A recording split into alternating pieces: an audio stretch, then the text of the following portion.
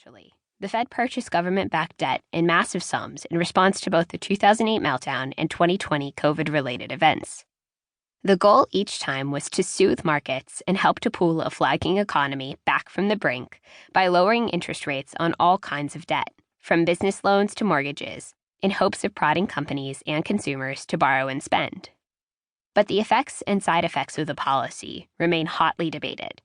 While fans of the post-2008 program have credited it with supporting an economy in need at a time when Congress was failing to pass legislation to jumpstart growth, critics have blamed bond buying, often called quantitative easing, or QE, for fueling excess on Wall Street and worsening wealth inequality. Even so, when 2020 threatened a repeat disaster, the Fed rolled out bond buying again on an even bigger, for a brief time, literally unbounded scale. The Fed under Jerome Powell was not just a powerful force in markets and society. It was limitless. The Fed's towering role in modern America has been enabled by its most special authority. It can create money from nothing. While that ability works through the banking system and has been constrained by strict rules since the central bank's founding, more than a century of necessity, invention, and evolution has brought us to a moment in which the Fed's limits are fuzzy and its capabilities vast. Now lawmakers, economists, and the public have begun to grapple with the potential consequences of the Fed's huge sway. Some of the questions are diagnostic. Have the Fed's bond purchases really widened the gap between the rich and the poor? Did the most recent round contribute to the post-2020 inflation?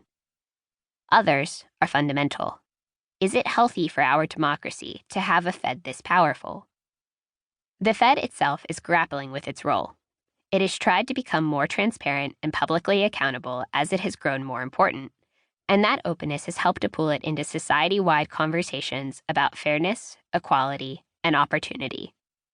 In the time that I have covered the Fed for Bloomberg and the New York Times, it has gone from insisting that social issues are not its domain to flying pride flags and shaping conversations about racial, gender, and geographic inequity with research and expert advice. Now, central bankers are hurtling toward a future in which they could play a more critical role in policing climate risk and digital transactions. Fed officials often talk about staying in their lane, but that lane has been expanding into an avenue. Limitless is a book about a central bank that is wrestling to define its place in a changing world. It traces the period surrounding 2020 because the pandemic years distilled and put on display the challenges confronting the Fed. It is an institution that needs political independence to function well, but it is operating against a highly partisan backdrop. It wants to help Main Street, but it is best suited to supporting Wall Street. Its officials increasingly recognize the need to serve a diverse constituency, but they themselves tend to have elite backgrounds. And while the Fed is constantly battling cutting-edge problems, its ability to anticipate them can be hampered by an at times myopic focus on avoiding past mistakes.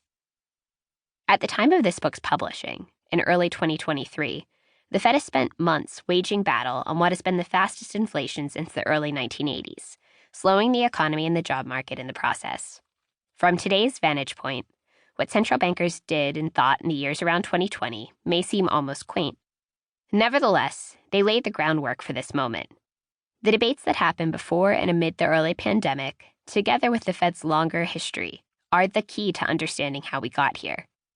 And while inflation has captured the attention of central bankers and the world, it is essential to revisit the Fed's broader response to 2020 before it fades from memory. The central bank's actions both underline weaknesses in our financial system and set out precedents that could shape the not-too-distant future.